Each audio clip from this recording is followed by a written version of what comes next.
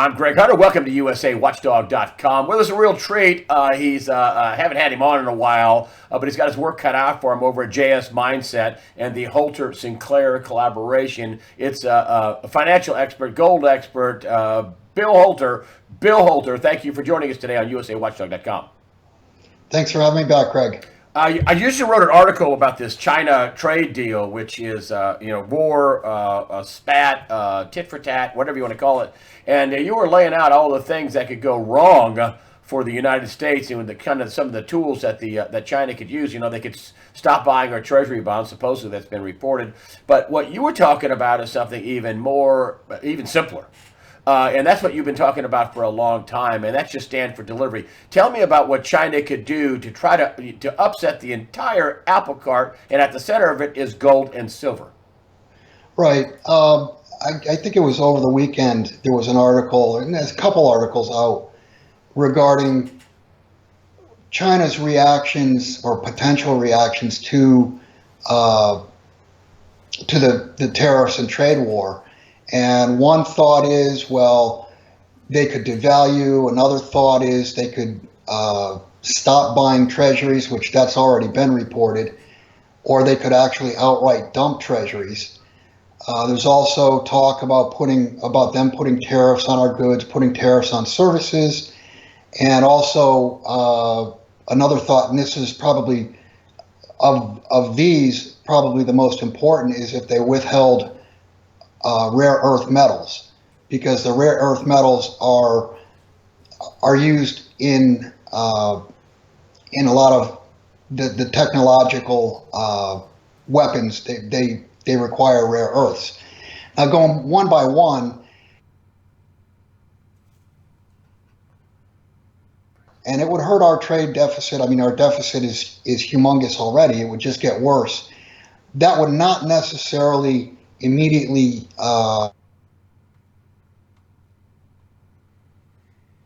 cheaper. The second one was about not buying treasuries or actually dumping treasuries. That one doesn't really pass muster, in my opinion, because the Federal Reserve would just step up and buy anything and everything for sale. It wouldn't matter how big they had to blow their balance sheet up. They would just monetize and buy everything sold. And they can do that, even though they've only got, what, $50 or $60 billion in equity in their balance sheet. As I wrote in the article, balance sheet be damned. They'll just buy everything. As far as services and tariffs are concerned, the U.S. really, from a trade standpoint, we don't actually export enough to make a difference. And then the rare earths. That's extremely important because China controls and Russia controls the bulk of the rare earths worldwide.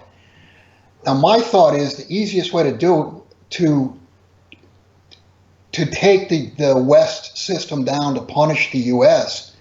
would simply be stand for delivery of gold and silver, and silver would be the easiest. But why would silver be the easiest? Well, because it's the smallest market. I mean, total global production of silver at current prices is something like $12 billion. It's not even 15 billion. And gold is only 100 billion. So you're talking about a very small amount dollar-wise. In the article, I talked about in the old days when they had runs on banks, it was because depositors feared that there were too many loans outstanding versus the gold held, or the gold had leaked out some way or whatever, and there was not enough gold to convert if currency came in to convert it under the fractional reserve system. In today's world, the Federal Reserve will step up and create liquidity. We saw it done in 2009. They lent 16 trillion all over the world. So a bank run, in terms of the way bank runs used to happen, it's almost an impossibility because they can create unlimited amounts of liquidity. But a run on inventories of gold and silver.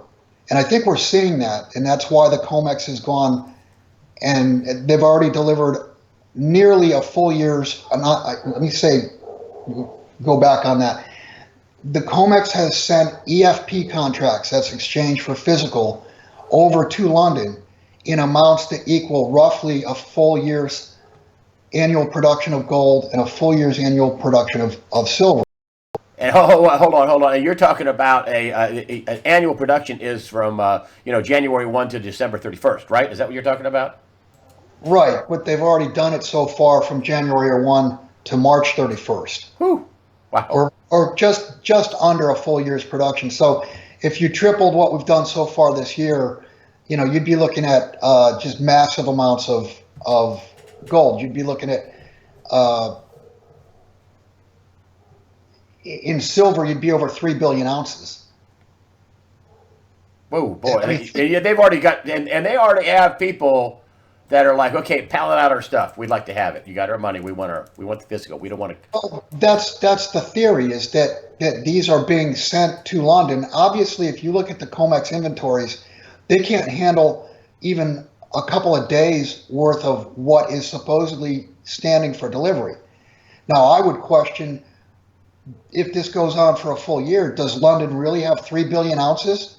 I mean, that's 50% more than the Manhattan Project used, and that was the biggest hoard of silver the world has ever seen in all of its history. So could they really deliver 3 billion ounces? I mean, go back, Greg. Wait. I just want to interject here. You're talking that something's going to give big time, and we could have a non-delivery realization in the silver market, which would catapult the gold market as well. Are you telling me that this is going to happen this year? That a non-delivery of a 3 million ounce, how many 3 million ounces of silver? We're talking about a non-delivery discovery. Yeah, 3 billion with a B. 3 billion ounces. So you were talking that 3 billion ounces. Somebody may come up and say, we don't have it this year.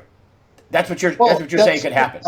That's what it looks like. If what has happened so far in the first 3 months of the year were to continue for the full year, you'd be over 3 billion ounces, and that's not deliverable. What happens when the realization throughout all the markets comes known that they can't deliver the physical 3 billion ounces of silver?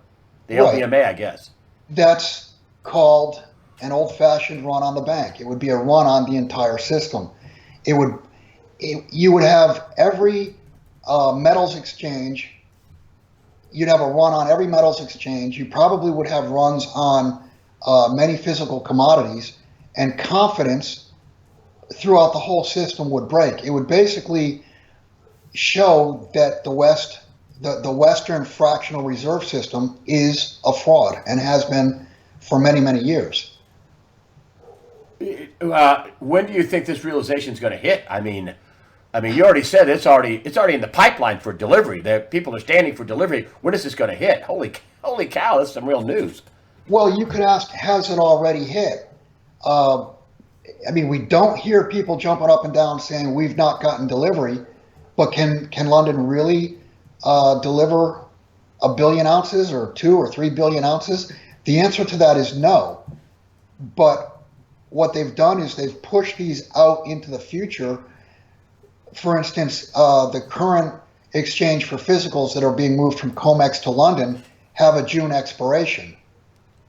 And I might add that. So wait. So before you add. So you're saying by June, they're going to say, "Oops, sorry." Is that what you're telling us?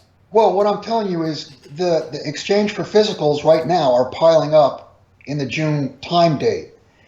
And if you go back, and maybe I'm wrong, but I don't ever remember silver future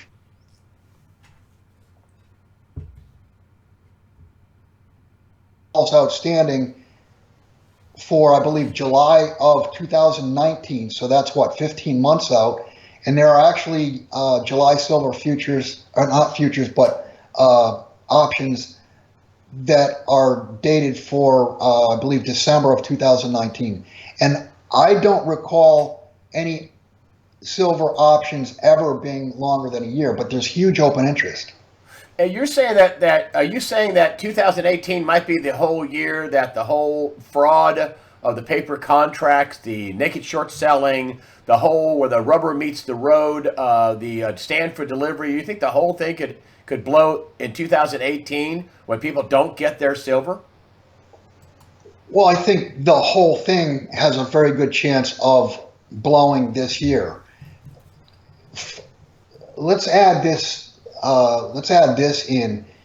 We know that the amount of sealed indictments that started back in November, December, they're now up to 24,500 sealed indictments, which is many, many, many multiples of anything we have ever seen in a year's time.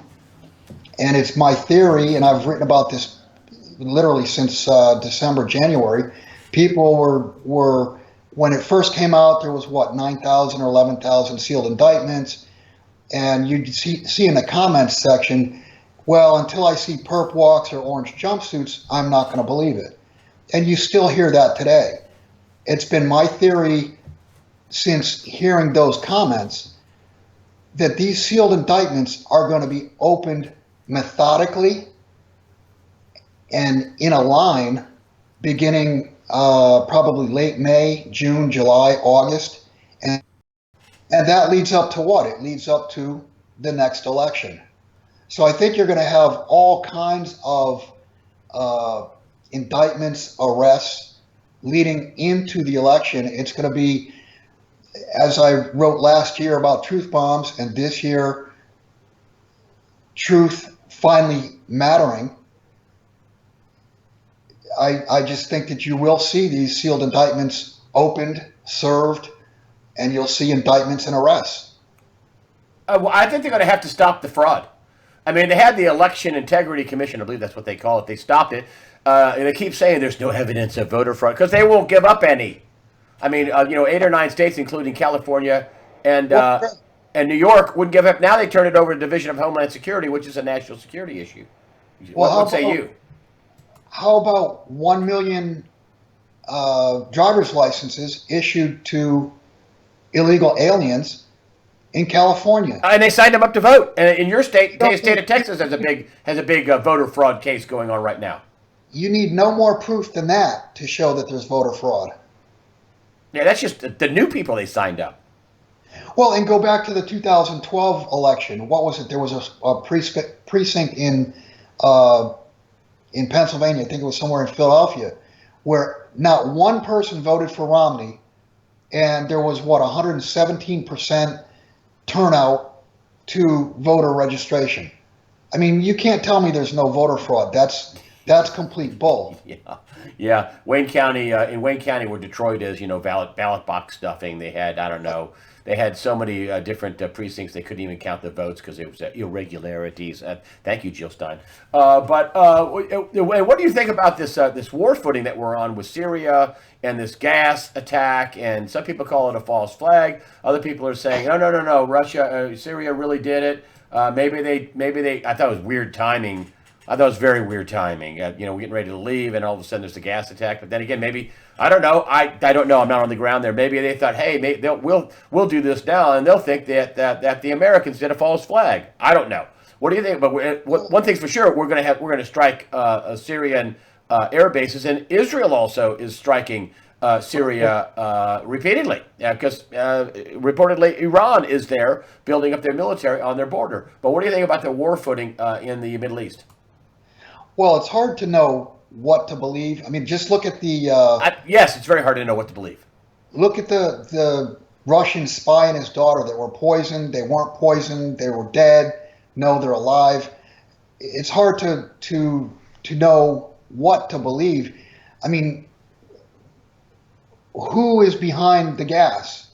And isn't it? You can't even use the word coincidence that President Trump talks about leaving Syria, and then all of a sudden, boom, there's a gas attack. That's it made bizarre.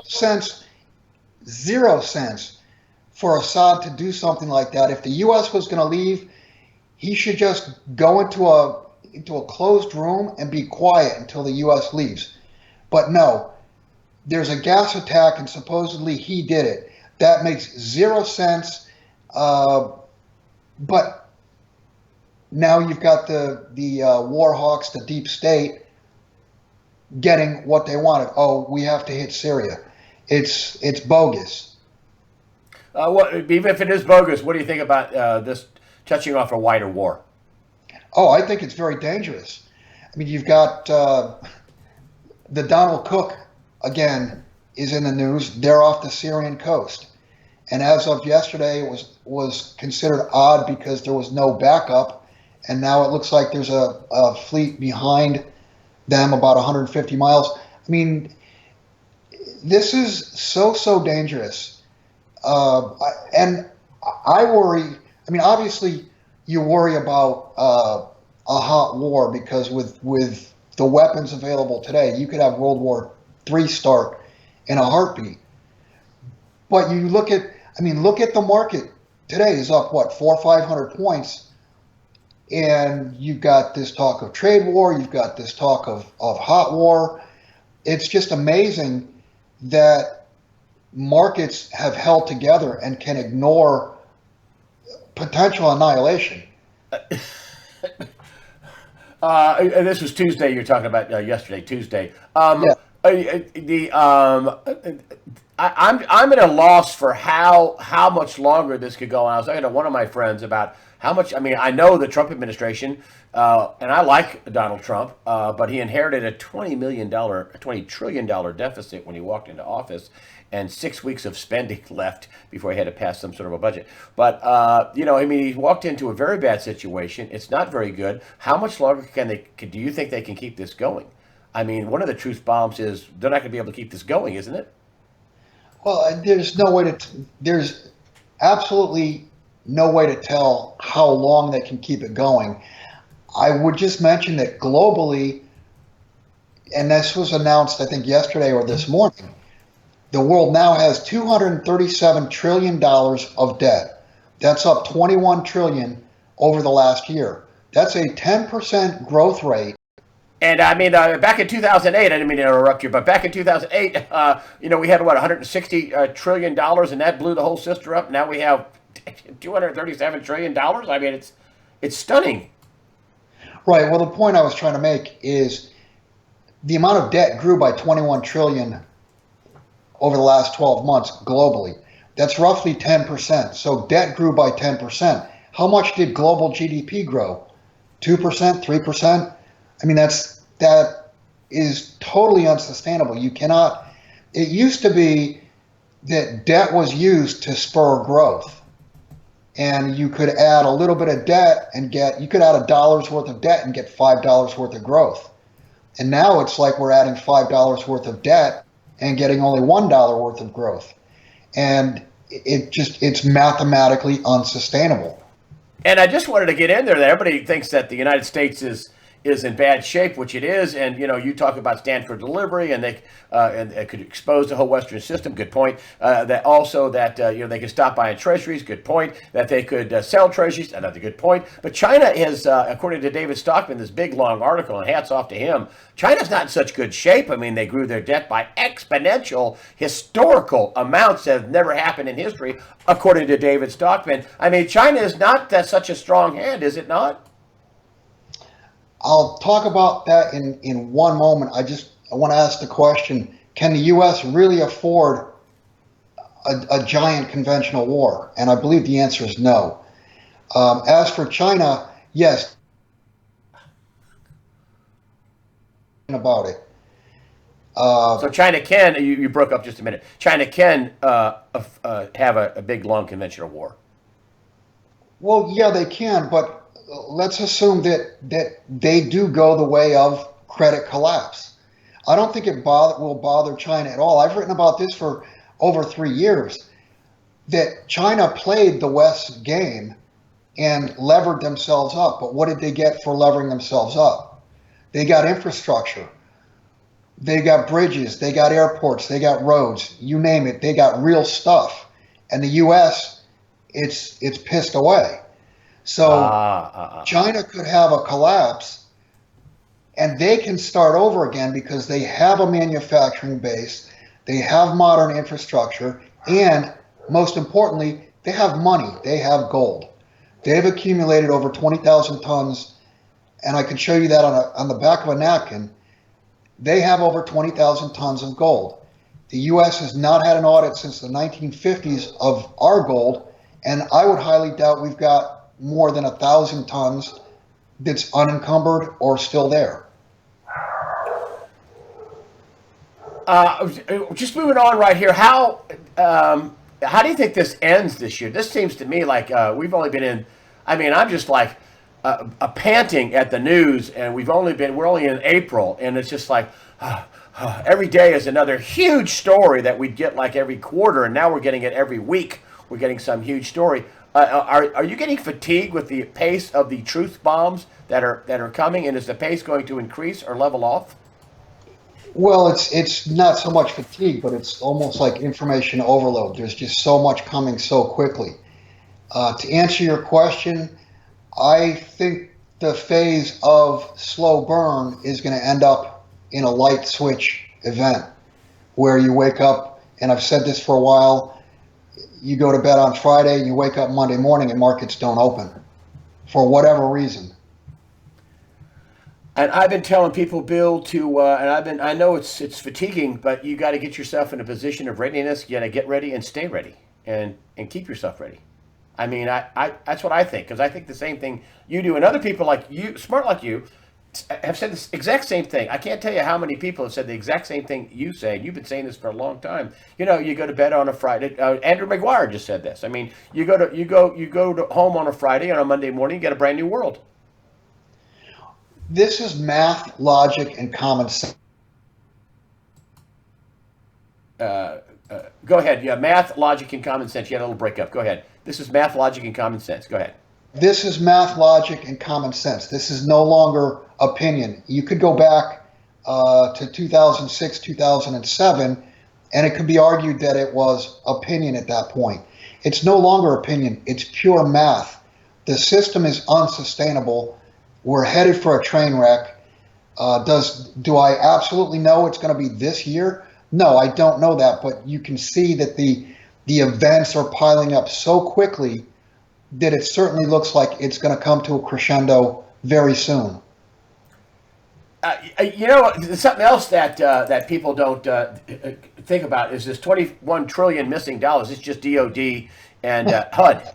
And Mark Skidmore had him on. I mean, Rob Kirby was saying, you know, when the world realizes that additional $21 trillion is out there, that when that is, this is on top of the 20 trillion, on top of the 237 trillion that's already grown. There's another 21 trillion we're missing. He says that's just, when this whole weight of the debt gets fully realized, that the whole thing is just going to come down in a hurry. What say you?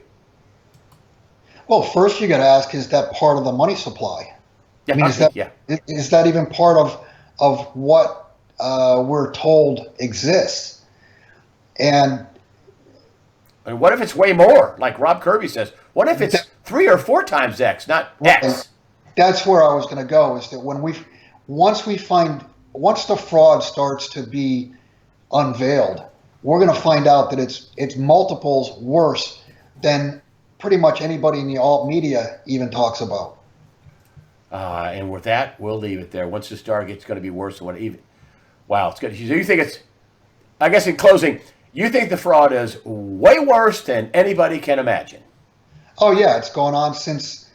Well, I would say it's gone on for forever with politicians. But in the U.S., you could pretty much say that the fraud has gone on since, call it 1960, 1970. It's gone on since August 15th, 1971. That's when we went off the gold standard. And we were able to freely print money. And then 73 came around, the petrodollar, and that basically allowed the U.S. to borrow in, for all intents and purposes, unlimited amounts. Bill Holter, brand new article out. What's the title of your article on JS Mindset? JS Mindset. What's the title of your article? I forget. I've written so many articles, Greg. It's a It's about China's nuclear option. That's right. Why Yeah. does no one consider China's nuclear option? It was a heavy article, lots of links, lots of analysis in it. It was a great article. I mean, that's like when you came up with the whole thing about, listen, all they have to do is just stand for delivery for gold and silver. I thought, wow, brilliant in the simplicity. Thank you, Bill Holter, for coming on and showing off your brain. Bill Holter, the JS Mindset, also the Holter Sinclair collaboration. Thanks for joining us today on USAWatchdog.com. Thank you, Greg.